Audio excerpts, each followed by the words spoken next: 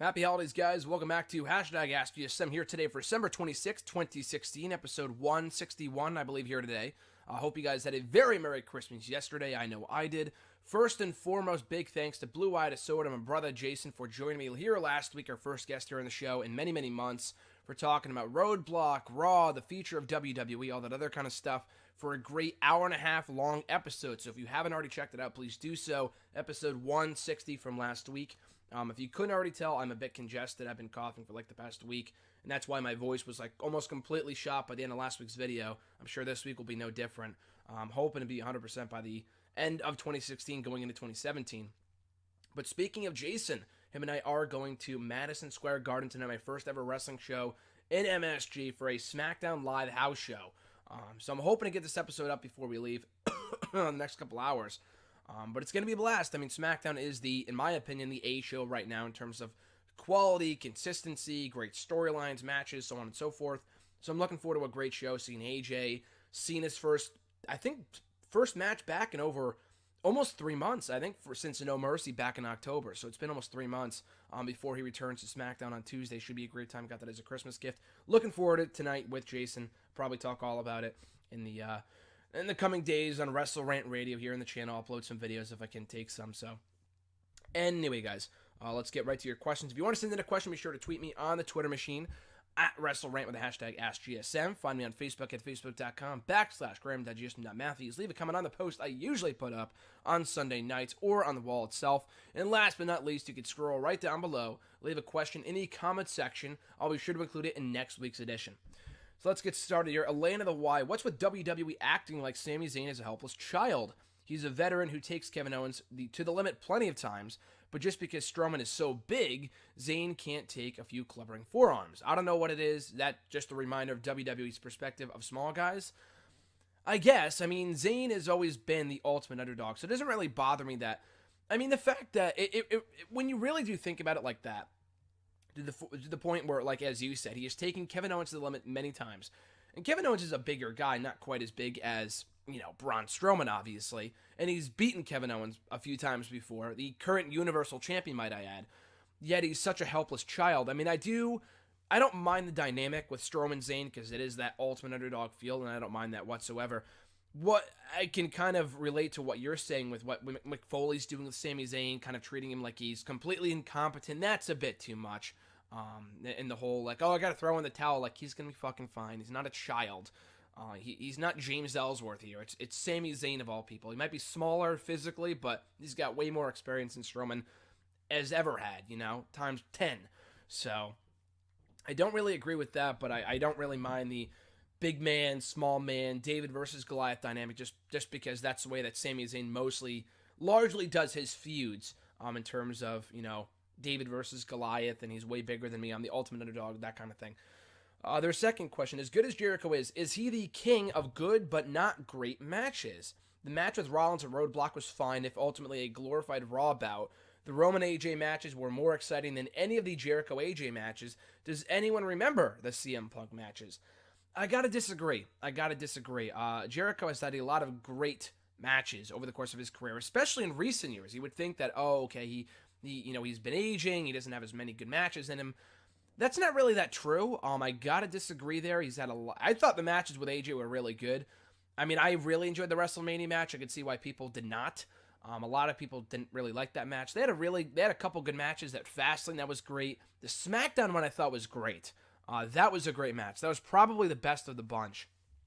And then he's had great matches with Shawn Michaels, go back to 2008. The match with CM Punk I thought were really, really good. The WrestleMania match I've kind of warmed up to. I didn't really like it at first.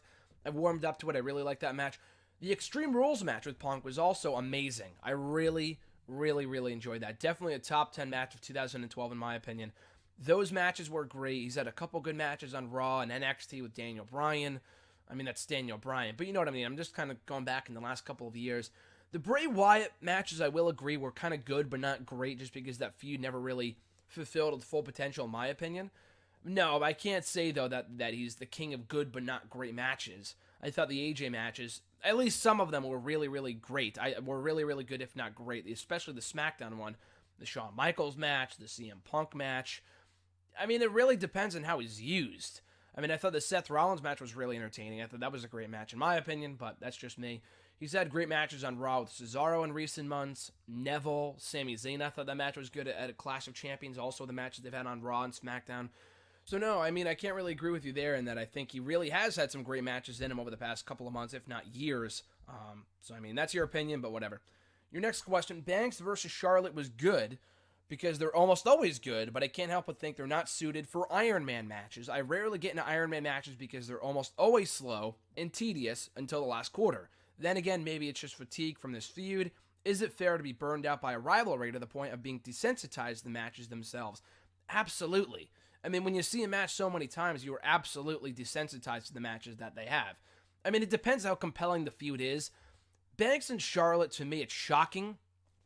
Honest to God, it's shocking that people love the matches, and I love the matches too, that the matches towards the end were better than some of the matches towards the beginning.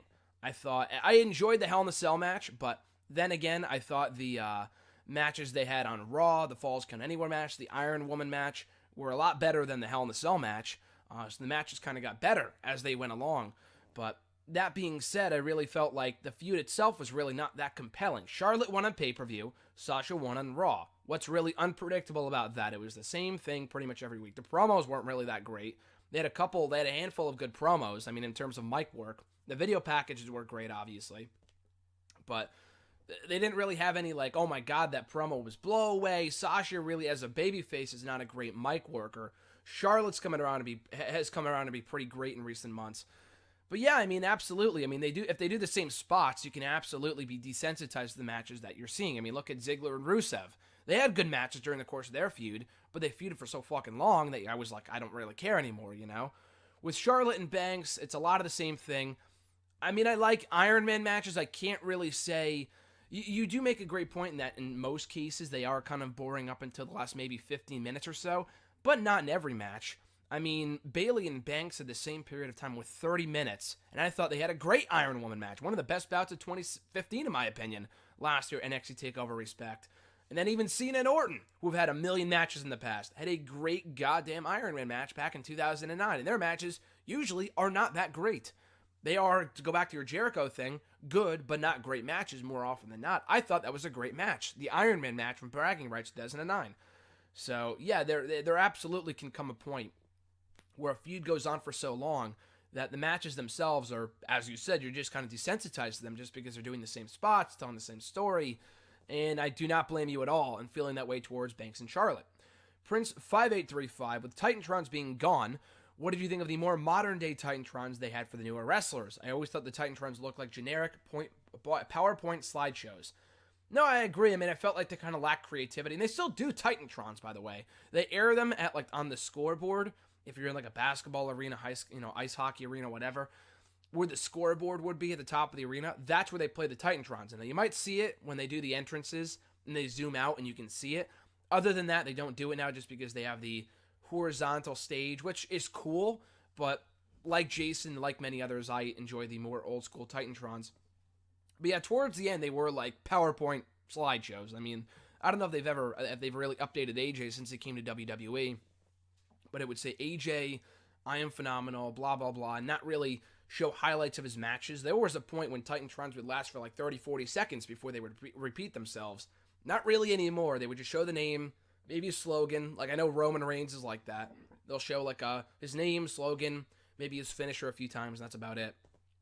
But yeah, especially towards the end, they weren't really putting in that effort towards those Titantrons as much as they probably should have. It's a small thing, but just in my opinion, it would have been that much cooler.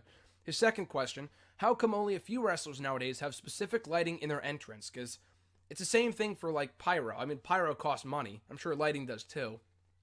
But they really only want to have it for certain guys to make them feel special. If everyone had certain lighting, then it wouldn't be as special. I think for AJ, Cena, Taker obviously, but a few guys in the current roster that I can think of. Jericho, Owens, specifically Owens, I'm sure. Ambrose, I think maybe too. I can't remember off the top of my head with certain guys with lighting. But I think it's really just to kind of add to that specialness of each superstar. Captain Sunshine, their question was, is Sasha Banks the lamest champion ever? I mean that from a chapter perspective, she's a 3-time women's champion with 0 defenses, lost to her heel blood rival cleanly via tap out, and spent the next night saying Charlotte was the better woman. Part of me likes praising your rival, particularly to show babyfaces aren't full of their own shit and can gracefully take a loss, but jarring change for Sasha, who's never like this except now. Part of me also keeps wondering why is Sasha broken and on the brink of emotional retirement every time she wrestles. I mean, in so many words, to kind of sum up what you're saying, she's not a great babyface. The only reason why they turned her around this time last year when she came back at the Rumble was because she was popular. And she is. I mean, it's not that she can't be a babyface. It's just, I don't know what it is, but the little things that she does as a heel, like the Izzy thing, for example, from TakeOver Respect when she made her cry, was friggin' great. You know, as a babyface, she doesn't have those same qualities. She's likable. She's a great wrestler. But she shouldn't be likable, if that makes any sense. Like Dolph Ziggler, it's almost the same exact thing with Dolph Ziggler now that I think about it. He's a great wrestler, which is why they turned him, because he was uber popular. But as a character, the guy's a prick. Like Sasha Banks is no different. Like if you notice in her promo, she's not really that nice of a person. Like in the backstage segment, she's still like the boss. She's full of herself and all this other stuff. She's not really like a full... I'm not saying she needs to be cutting jokes and shit like that, but I don't know. She's not really that likable of a person, as is Dolph Ziggler as a babyface, which is why I feel like both woman and man, both Ziggler and Sasha Banks, are much more comfortable in the heel role. Sasha's the same thing. I mean, like you said, the lamest champion ever. I said last week, she's a loser. She lost the belt 3 times on pay-per-view. Like you said, 3 times women champion with 0 defenses. That's bad. She held that belt for a combined, month and a half in total? She's a loser. And I mean, I don't say that to be derogatory, but the definition of a loser is someone who loses a lot, and therefore Sasha Banks is a loser. And she lost clean. Like you said, she didn't cheat. She didn't cheat at Hell in a Cell. She didn't cheat at SummerSlam. And she didn't cheat at Roadblock. Charlotte did. Or didn't, whatever. You know? So Sasha Banks is a loser. They're not doing a great job of protecting her. She's still popular, but they gotta turn her at some point. The Sasha Bayley feud has got to come to the main roster with Sasha as the heel. That's the only way it's gonna work. Sasha as a babyface is, like I said, she's popular. She sells merch. People love her. She gets great reactions. But from a character standpoint, she is pretty lame, as you said. Amanda 450 Splash. Do you think Kalisto do you see Kalisto using the 619 as a finisher? Excuse me. Only reason why I ask is because he recently did it at the SmackDown house shows when they were in the Southern Ontario area. Now, I mean that would be. He already gets comparisons to Rey Mysterio as it is, just in terms of size and the way he speaks, and just he looks a lot like Rey Mysterio. You don't need to have him copy Rey Mysterio and doing the 619. Cesaro has been doing it recently, which looks awful. I love Cesaro, but that 619 is god-awful.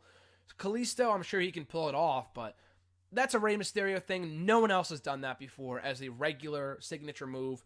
It's so closely associated with Rey Mysterio. Kalisto doing it would be a blatant ripoff, so no real interest in seeing that. The Salida del Sol finisher, I think, is cool. I think it looks cool, so I'm fine with him keeping that as a finisher. Her second question, besides the Big 4 pay-per-views, what is one pay-per-view that you want to attend but that you have not? Great question. So like in the span of like a year and a half, I had never been to a pay-per-view prior to SummerSlam 2015 when I went with John last summer. And then since then, we've gone to like 4 pay-per-views. I've been to, or for WWE, not including All-Star Extravaganza for Ring of Honor, but since then, we went to SummerSlam 2015, RJ and I went to TLC, Extreme Rules, SummerSlam again, and then Hell in a Cell. So that's 5 in like the course of like a year and a half. 5 pay-per-views, not even including Raws and SmackDowns, which is crazy, because like I said, for a long stretch of time, I had never been to a pay-per-view before. And I think a large part of that is due to the fact that Boston is so easily accessible from where I go to school, in the TD Garden rather, whereas they have never, I could not even tell you the last pay-per-view they had here in Connecticut, at least a decade or so, which is weird. I mean, not really. I mean, it's not a great, tourist attraction in terms of, they want to go to the bigger cities like Boston and Brooklyn and Dallas and Los Angeles and places like that. So that doesn't really surprise me. But for a company whose headquarters are here in Connecticut, you would think they would do more pay-per-views here, whatever. But anyway, so yeah, since then, I've been to 2 SummerSlams, a bunch of takeovers, 2 takeovers, 2 SummerSlams, 1 TLC, Extreme Rules, and Hell in a Cell. Extreme Rules and TLC, both were really, really good. Hell in a Cell, of the B-level pay-per-views I've been to, was probably the weakest. Not even probably, it was, but it was still a good show. I still enjoyed myself. Extreme Rules and TLC I'm glad I went to because those have typically been two of my favorite pay-per-views since I started watching many years ago. Clash of Champions, Night of Champions, whatever, was once my favorite show of the year. In recent years, it really has not been. I mean, it was when it first debuted back in 07, 08, 09, because I love the concept of every championship being defended. But now that it's a Raw show, it's not really the same. They have more titles now, but it's brand exclusive, so it doesn't really make any sense to do it. They defend all the titles on all the big four pay-per-views anyway, so there's really no purpose. So, would not really care to go to one of those shows. They did have one of those in Boston, though, back in 2012, before I started going to college in the Boston area. Obviously, I would love to go to a Rumble or a WrestleMania. That's a big four pay-per-view, though. I gotta go with Money in the Bank. They did have one in Boston, though, from many years ago. Not many years ago, but back in 2014 that I know RJ went to. And it really was not that good of a show. I'm sure he enjoyed himself, but that was not a great show. So I wasn't like, oh man, I can't believe I missed that. But I mean, they did have a great Money in the Bank ladder match. But Money in the Bank is arguably a bigger Big Four pay-per-view than Survivor Series. Survivor Series this year had I was really excited for it, but the pay-per-view itself was like, it really wasn't that great. Money in the Bank, though, this past year was awesome. I thought of all the recent installments, the 2014 one was probably was it 2014? Yeah, 2014 in Boston was probably the weakest. So I'm not like, oh man, I can't believe I didn't go to that show. But if they ever do come to the Northeast again I know they were in Philly the year before that, so it might be a while before they come back to this area for Money in the Bank. But I would love to go to Money in the Bank. I've always been a big proponent of that pay-per-view, a big fan of that show. I would love to go to one of those shows, if only to see a Money in the Bank ladder match. If they don't bring it back to WrestleMania first starting next year, that's another story, though. And her third question, considering The Rock is so popular in and out of wrestling, are you surprised that WWE has not yet put him in the Hall of Fame? Not really. That's always been a question of mine, but I think the reason why they have not put him in yet is because they're waiting for the right time, and they don't want to put him in if he's still wrestling. He has not yet closed the door on his in-ring career, which is why they haven't put him on yet. So I could definitely see them putting him in at some point down the line after he wrestles his final match, whenever that might be. It might not be at WrestleMania 33. I guess we'll wait and see. But yeah, I guess we'll find out in the next couple years. I mean, I would assume they would put him in, and then after, the year following his final match, whenever that might be. So I think that's the reason why he's not already in. Otherwise, excuse me, Stone Cold's already in. Pretty much Mick Foley's already in. A lot of the big superstars from that time period that aren't already on the current roster, like Taker and Triple H, are in the Hall of Fame. And the reason why they're waiting, Mick Foley went into the Hall of Fame a year after he was kind of retired in 2012.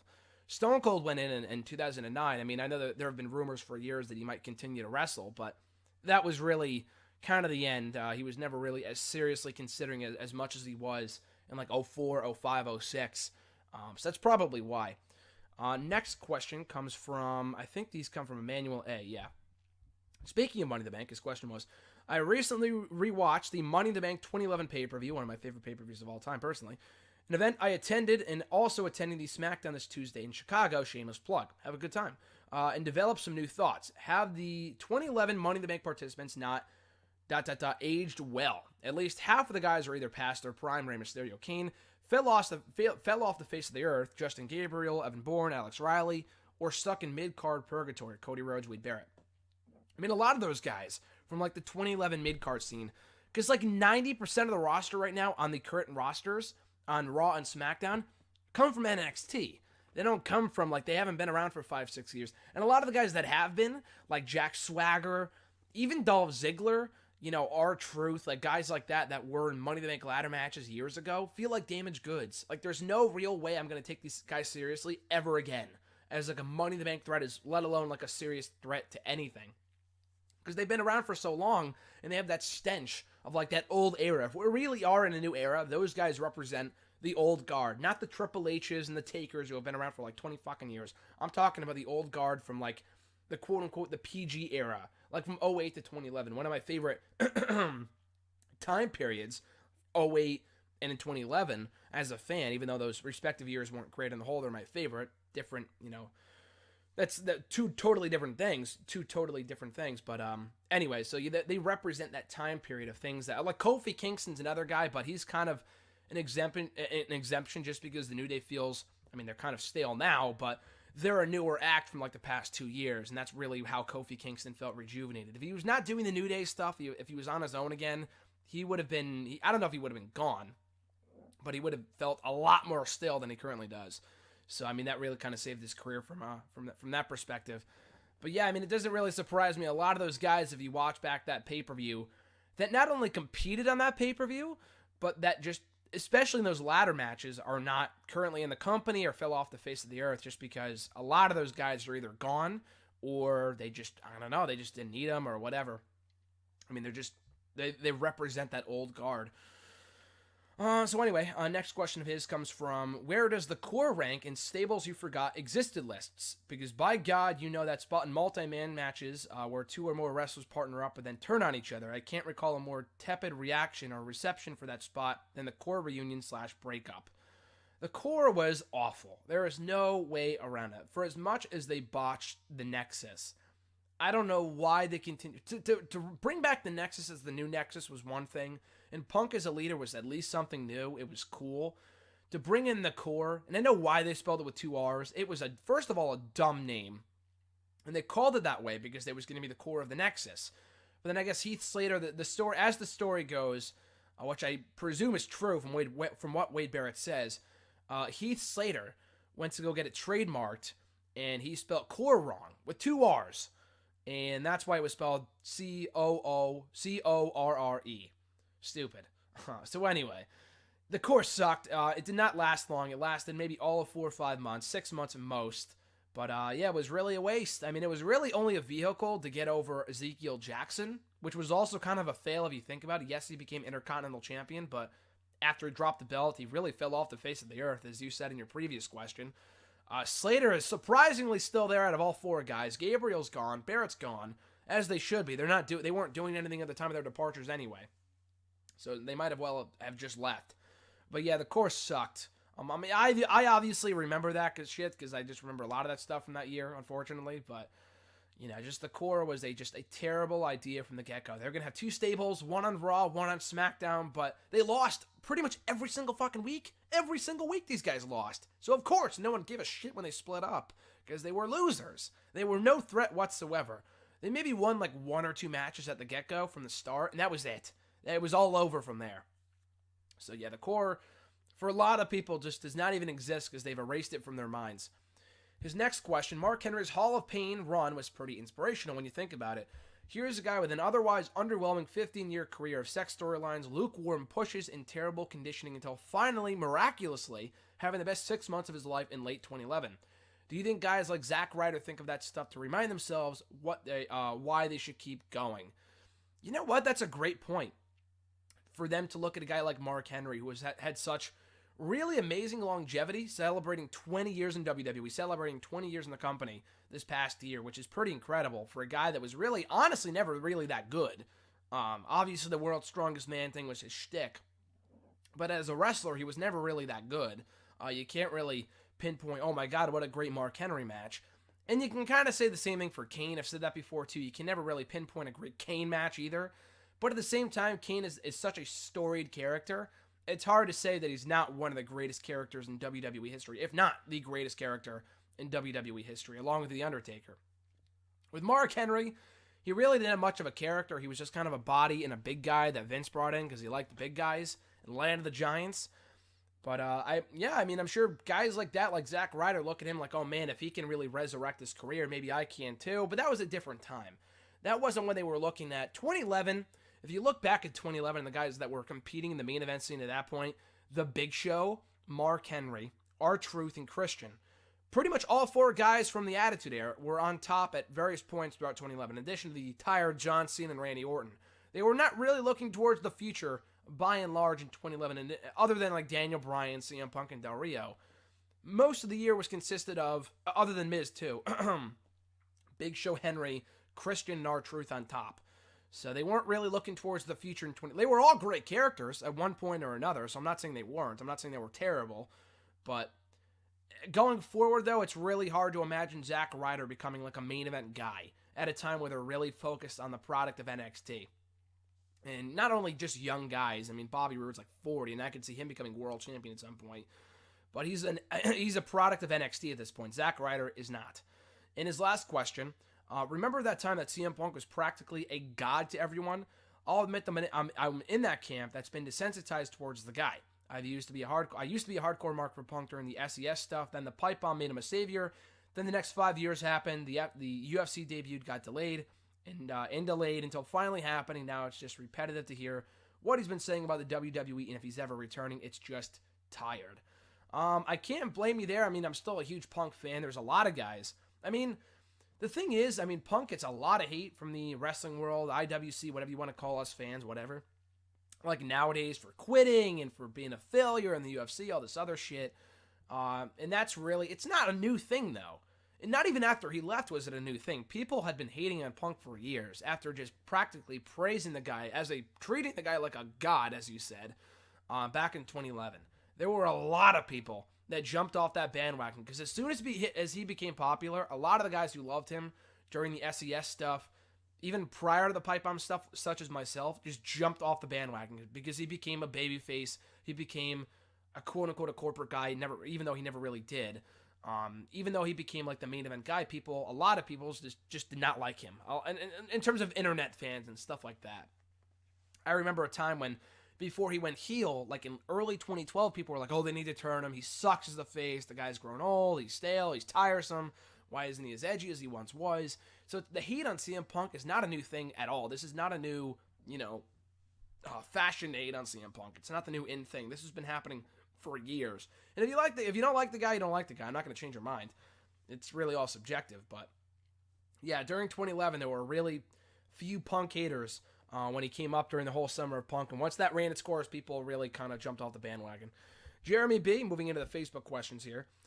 Who do you see getting a switch around during the next WWE draft in 2017? So I'll probably write a whole article about this. If they do a draft, and I think they should, an annual event as they should every year, in my opinion, the way that it used to be. Maybe not do as many switches, maybe not transfer 30 guys. That was kind of dumb when they used to do that back in the day. Like the 2011 draft, pretty much everyone switched brands. It was like, are you fucking kidding me? It's like, why is everyone switching shows? In that way, no one switches shows. You know what I'm saying? So, anyway. But yeah, I'm probably going to make an article about it at some point. But Sasha Banks, to me, has got to go to SmackDown. They have to split up Sasha and Charlotte. They got to Sasha should have been on SmackDown from the get-go, but I understand they wanted to build around her, even though they never really did. Because she was only champion, as we said before, like a month and a half in total. Combined, her 3 reigns combined. But Sasha's got to go to SmackDown, preferably as a heel. And she can be the new top heel over there. I would put the Club on SmackDown easily. I would put Sami Zayn on SmackDown. In terms of guys moving, they also got to split up Zayn and Owens too. Like I just said with Sasha and Charlotte, they got to do the same thing with Zayn and Owens and put Zayn on SmackDown. In terms of guys going from SmackDown to Raw, I don't want to see anyone get demoted, but I could see them drafting Baron Corbin. I hope not, just because I feel like he's finally starting to come around as like a top guy, or kind of slowly getting his due on SmackDown. So I wouldn't switch him. Maybe Apollo Crews just for a change in scenery. I don't know if anything would change. Maybe he might be even worse off. I don't know how he could be, just because he's not even on TV currently, other than last Tuesday's SmackDown.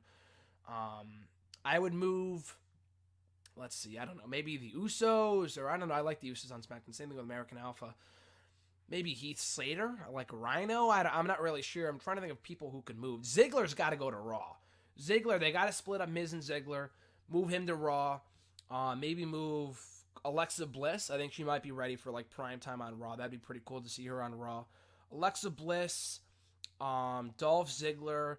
Main event guys, I like Ambrose and Styles where they are.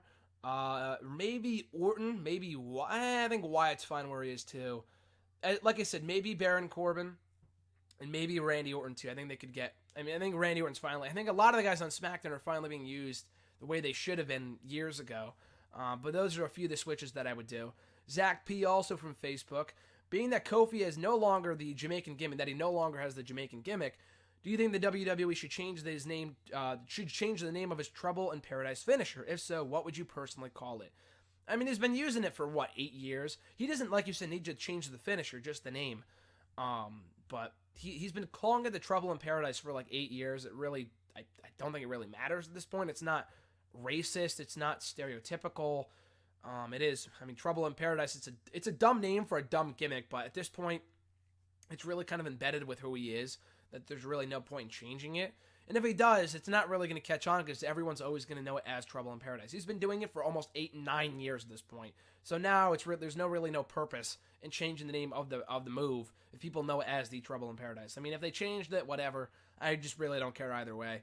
At the average grunt, moving into the Twitter questions now. When at a TV taping or a pay-per-view, do you watch the ring or the big screen? Are you a bad fan if you watch them on the screen? So he had to clarify in the tweets, even though I already kind of knew what he was talking about. You are not a bad fan if you watch it on the screen, because a lot of the times, depending on where you're sitting, you might not even be able to see the ring. There might be ants if you're all the way up top at WrestleMania, or if you're standing behind like a pole or something and your view is obstructed, or like if you're like me at SummerSlam, you were all the way near the end of the stage and you can't really see the ring all that well. So that's very possible too. And you might want to watch the Titantron to kind of, to get a better view. But at the same time, I'm the type of fan, I've kind of realized this in recent years, and I said this, I think, 2 weeks ago here on Hashtag, about being like, what you should do at a show. In addition to, I'm always on my phone, but not, texting people. I kind of, put that to the side. I always take video, photos, stuff to remember the show by, and post the website and stuff like that. But I always watch the ring. If there's a big moment, I'm not watching it through my phone. I'm not watching it on the screen. Because if I wanted to watch it through my phone, I would do it later. I could always watch that moment through my phone years down the road. Like Jericho's return when he came back in 2014, I can watch that anytime I want because they put it on YouTube. I have it on my phone, that return when he returned at Raw back in 2.5 years ago in Connecticut, the show that I was at, that amazing Raw. I can watch that anytime I want on my phone. I can watch that anytime I want on the network in terms of what people saw on TV. No one can ever see what I saw through my own eyes. I mean, other people in the arena could have seen it, obviously, but through my own eyes, I can never see that again. I can never experience that again through my own eyes at that show, which is why I always watch the ring. Even if my view is completely obstructed, then maybe I might watch the Titantron like at SummerSlam. We cannot see the entrance, so I might watch that to see who's coming out. But other than that, I usually almost always watch what's going on in the ring. You're not a bad fan if you don't. But like you said, I mean, you can watch the screen anytime you want when you're at home. If you want to watch it back, which a lot of the times I do, want to watch back what you were at, you can do that anytime you want on the network, on your DVR, on your phone, whatever. You can never experience it again through your own eyes, which is why I recommend you just watch the ring or watch, whatever's going on as opposed to the big screen. His second question, with the recent reveal of the UK Championship, do you think they could do the same thing for other countries?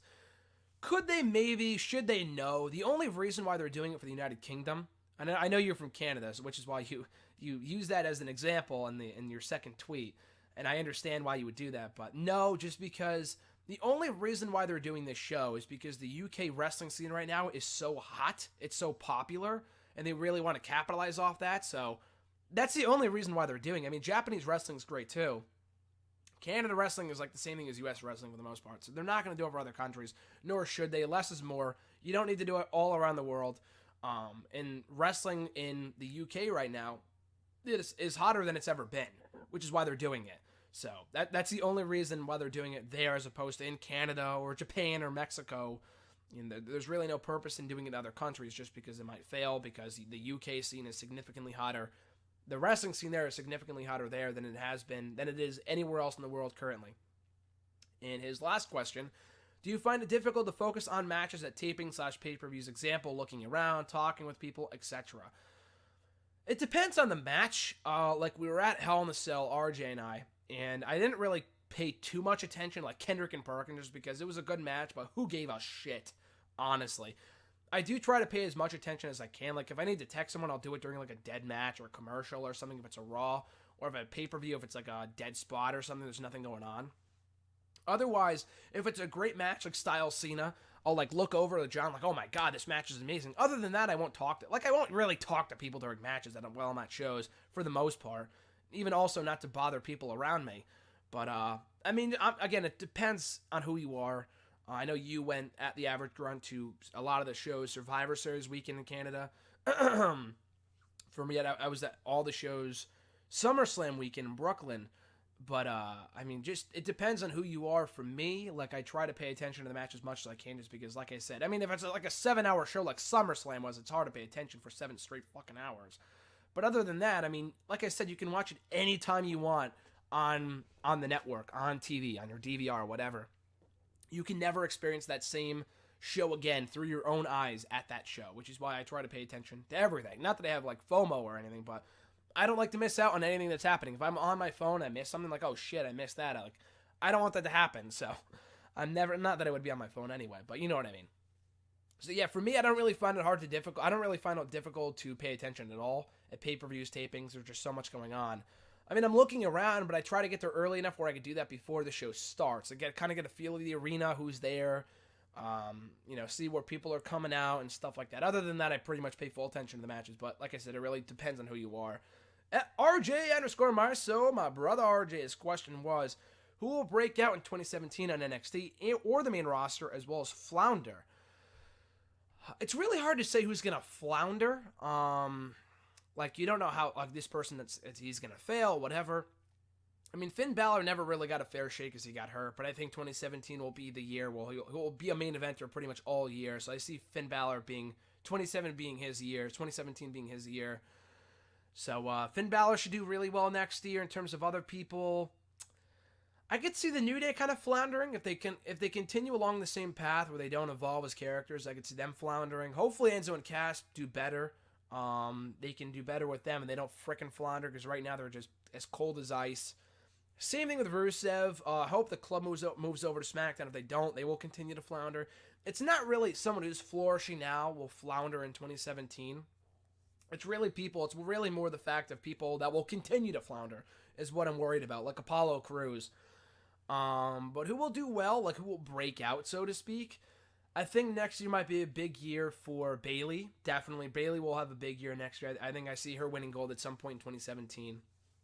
NXT, Ty Dillinger should continue to do well. I would hope so. Roderick Strong, I said in an article for Hidden Remote, will be one to watch in NXT and maybe even the main roster. Austin Aries, too, in the Cruiserweight division. Cedric Alexander's another guy I see breaking out next year. Who else? Carmella should continue to do really well. She's been doing great on SmackDown since being called up. I see her doing really well next year. So yeah, American Alpha is another team I expect to break out. So yeah, those are a few people I expect to break out in 2017, as well as flounder with the guys like Apollo Crews. Hopefully not the club. Heath Slater, I could see now that his time has kind of run its course with the whole I've got kids thing. I could see him going back to being a jobber in 2017, which would be unfortunate, but I could very well see that happening. Who else? Bo Dallas, Darren Young, Titus O'Neil, Curtis Axel, all those guys I continue to see floundering in 2017. So yeah, those are a few people. Also, one bold-ass prediction for 2017. That's a good one. I've said it before. You know what? I had one of these questions, I think 2 years ago, with bold predictions for 2014 or 2015, I think it was. And I said Goldberg would come back. And that happened this year, not last year. So I was close. Not that close, but close. And I said Cody Rhodes would drop the Stardust thing, and that also happened this year. So maybe I was a year off. But for 2017, one bold-ass prediction. I see, let's see. Oh, man, that's a good one. I don't really know. What's one thing I could predict that's bold? Bayley becoming the biggest babyface that women's division has seen in years. I don't know if that's really bold. That's one thing I see happening in 2017. Someone winning a title. I could see, you know what? Let's go with this. I see one bold-ass prediction, not something I could see happening.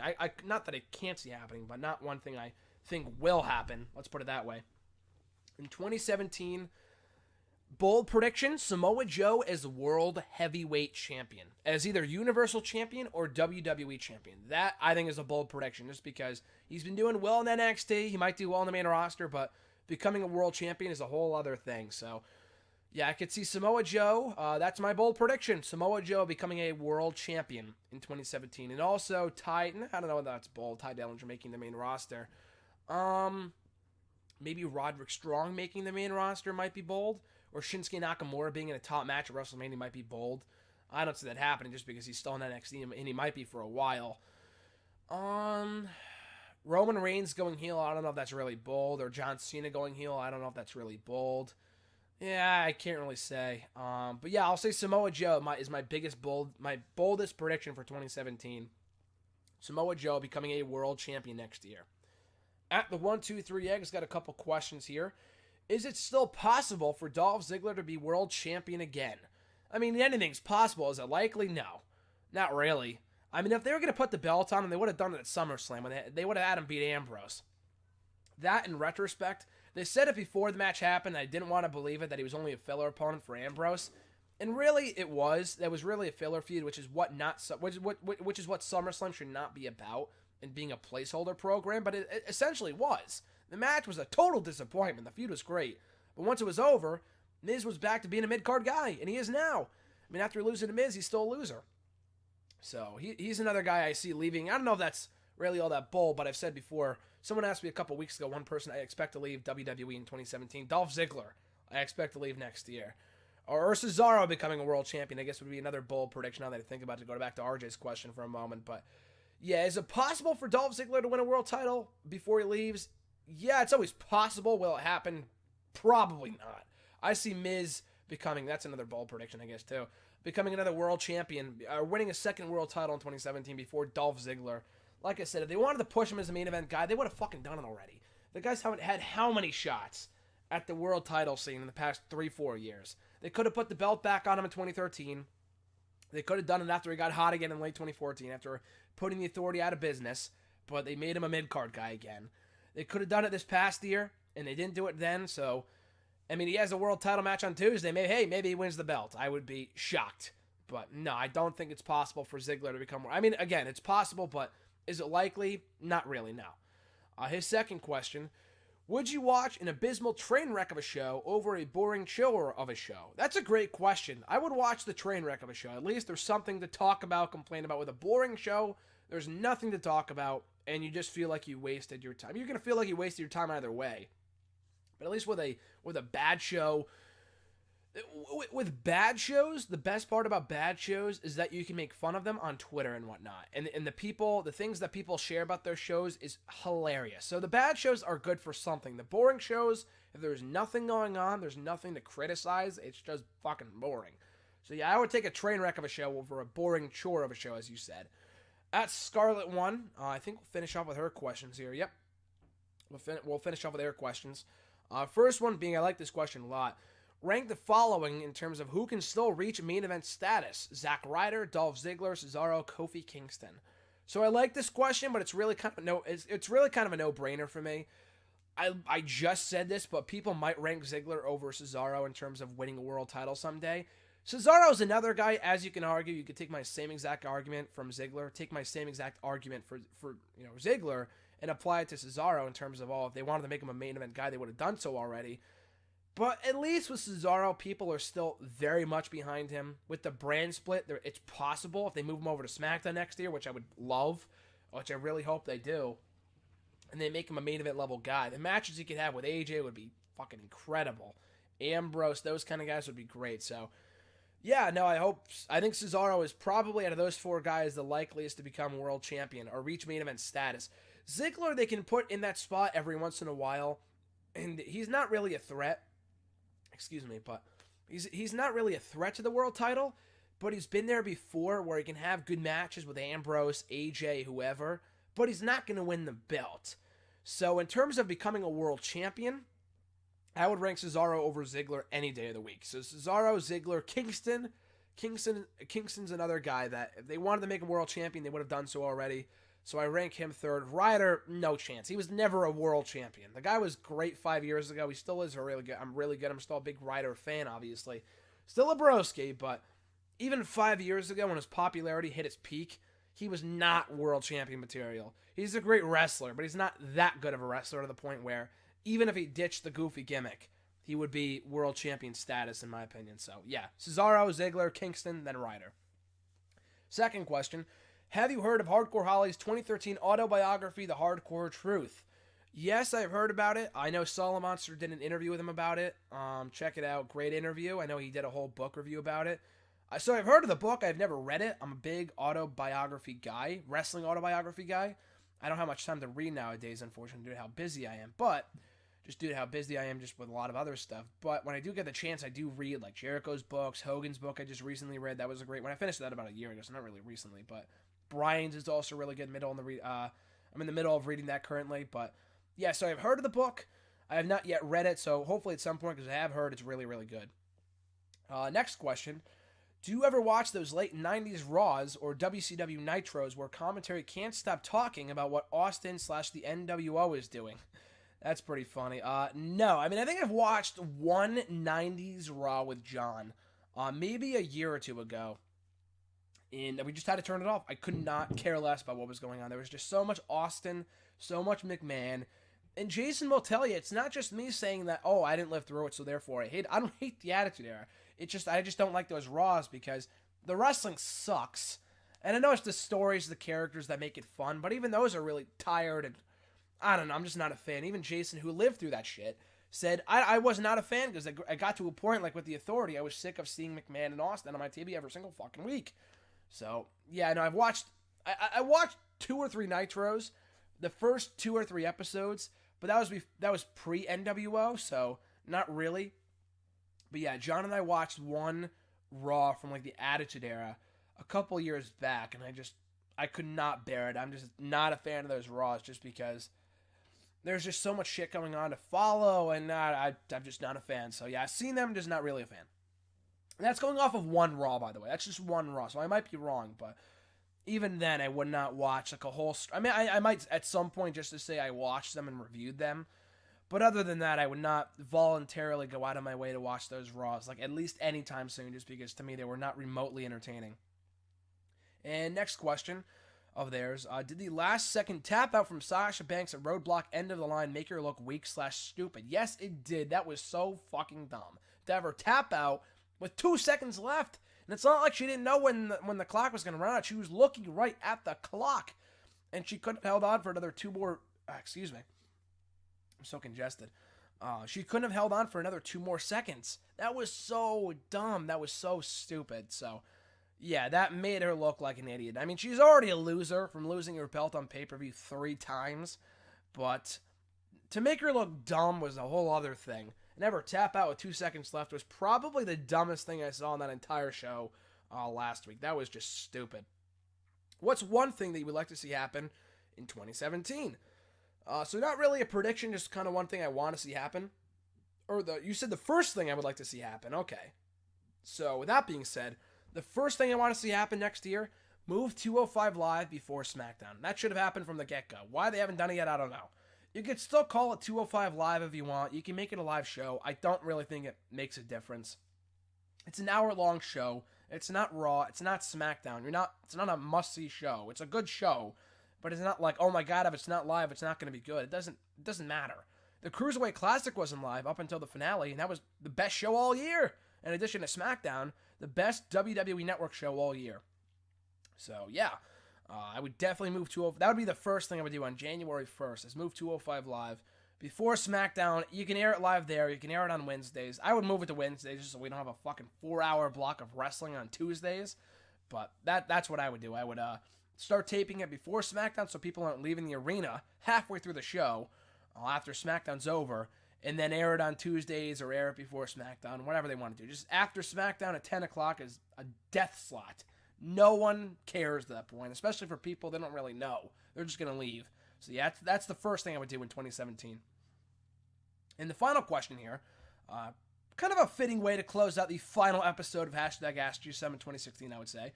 How well have the WWE pay-per-views this year reflected 2016? Has it been a consistent year?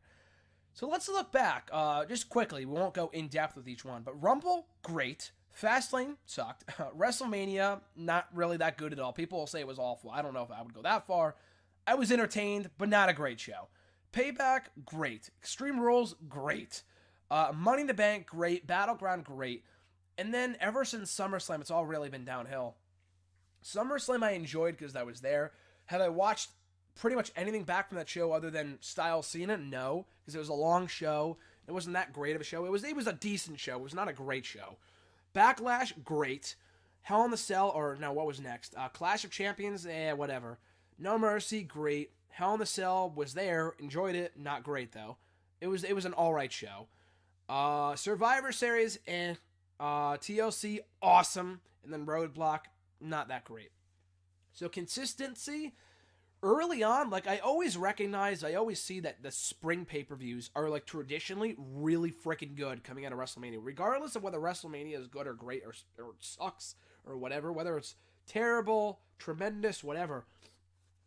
Excuse me, I'm really getting congested. But regardless of whether WrestleMania sucks or whatever, those spring pay-per-views are always awesome for the most part. And then the summer shows are great too. The June, July pay-per-views are almost really, really good. They have been for years now.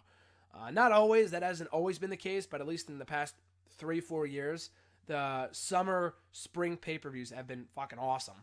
So then going into the fall, this year it was different just because, yeah, the Raw shows weren't good, but the SmackDown shows were awesome.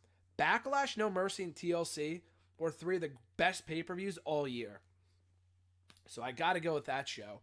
I got to go with those shows as the best ones of the fall.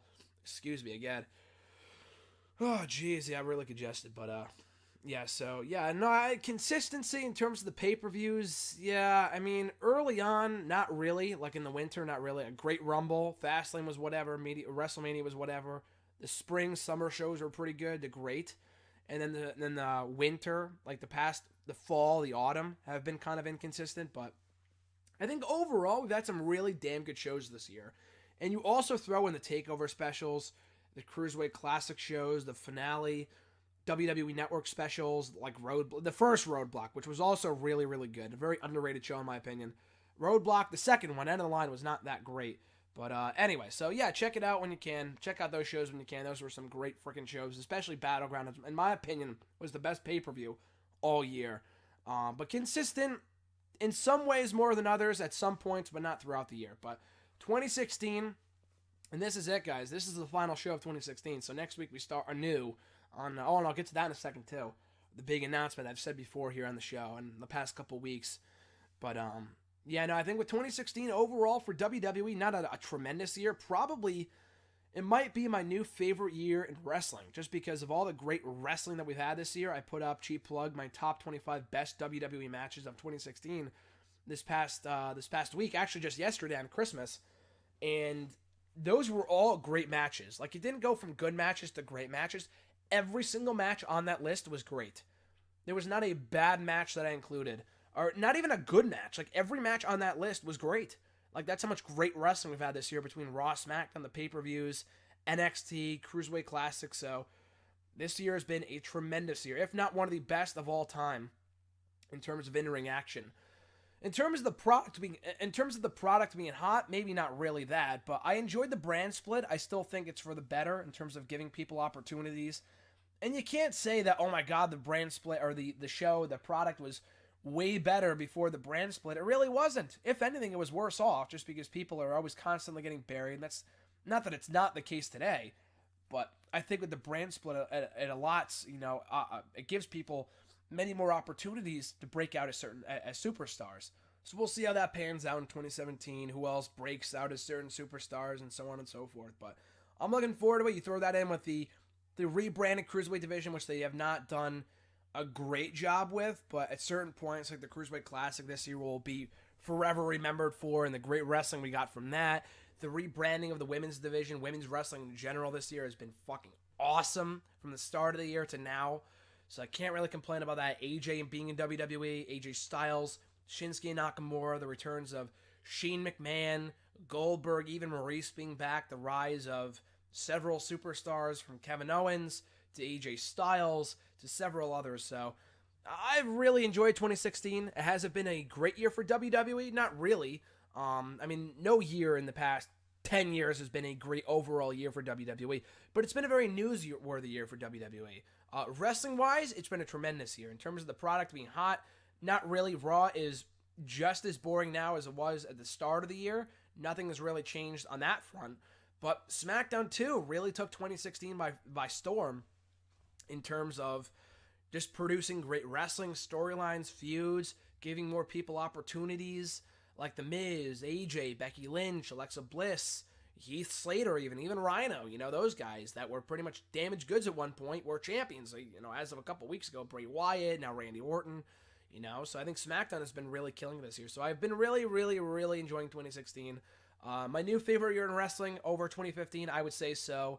in terms of just a lot of the awesome matches that we've seen, the shows I've been to, from an awesome SmackDown back in March to SummerSlam weekend TakeOver to two NXT live events, then TakeOver, a Raw, and a bunch of other stuff. Like I said, Extreme Rules, SummerSlam, Hell in a Cell. So it's been a great year. And then tonight, MSG, SmackDown House Show, which would be awesome too. So 2016, I thoroughly enjoyed it. I hope you guys do. If you didn't, hopefully 2017 is better for you, wrestling-wise, even personally-wise too.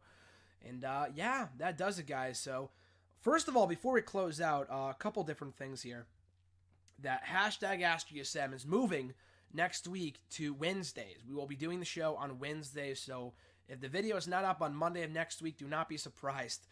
Because we will be putting it up on January 4th is when it makes its debut on Wednesdays. Just because, as I said in the big 1,000 subscriber celebration video, they ran a video blog a couple weeks back, that I think it just makes more sense at this point. Like before, like for the past couple of years, to do it after a pay-per-view and then before a Raw was fine. I was kind of fine with that. Even if I kind of delayed it and did it on a Tuesday, that was fine too. But now that we have Raw and SmackDown back-to-back, to me, it just kind of makes more sense for the pay-per-views, Raws, and SmackDowns to kind of play themselves out. And then we review kind of like the weekend wrestling. Not really a review, but I take your questions about the weekend wrestling on Wednesdays. We have the occasional, not really occasional, they happen like pretty much every other week now, but the pay-per-views, the Raws, the SmackDowns, and then hashtag on Wednesdays. So that's why we're moving to Wednesdays starting next week. And, of course, moreover than anything else, thank you for your amazing support of the show. We would not be where we are today without your great, tremendous support. So thank you for helping us surpass 1,000 subscribers in 2016. The show has reached new heights. We get almost 3 pages of questions every single week, and the show's still an hour long. So the show can be 40 minutes, an hour and a half. It's been just a great year for the show. And, of course, all the 3 tremendous guests, the 3 great guests that I've had on all 2016 year round on various different occasions, including John, RJ, and Jason. All 3 guys are great. Hoping to get all 3 guys on the show again. Jason is obviously a lock at some point. RJ is a bit more difficult because he's graduated, but hopefully the next time we hang out, we can record a hashtag. And John will be hanging out at some point, so he might be on even next week. We'll see, depending on when we hang out. But anyway, guys, so have a great rest of your holiday season. Hopefully, if you're off on break from school or whatever, as I am, hopefully have a great week. If you're working, enjoy the rest of your 2016. Finish off with a bang. But yeah, thanks again, guys, for helping hashtag AskGSM get where it is today. I look forward to the show continuing to grow in the months and years ahead. It's been going on for almost 3.5 years now. We are 161 episodes in, which is crazy. I cringed like watching back those old episodes just because I just don't think they're good. And that was when we got like 5 to 10 questions, if that, like each video. And the videos would be like 15 minutes long, but no longer the case. No longer the case. Now we have a whole hour to work with, which is great. But anyway, guys, thank you for your support. Thank you for just subscribing, liking, commenting, sharing the videos. All that stuff is greatly appreciated. So have a great rest of your week. Enjoy Raw tonight. I will not be live tweeting. I'll probably watch on Tuesday tomorrow. So I look forward to that. But other than that, guys, enjoy Raw tonight in Chicago. I'll give you a live update from SmackDown House Show in MSG tonight in New York City, the Big Apple. Should be a great time with Jason. I'll tweet all about it. And I'll catch you guys down the road in 2017.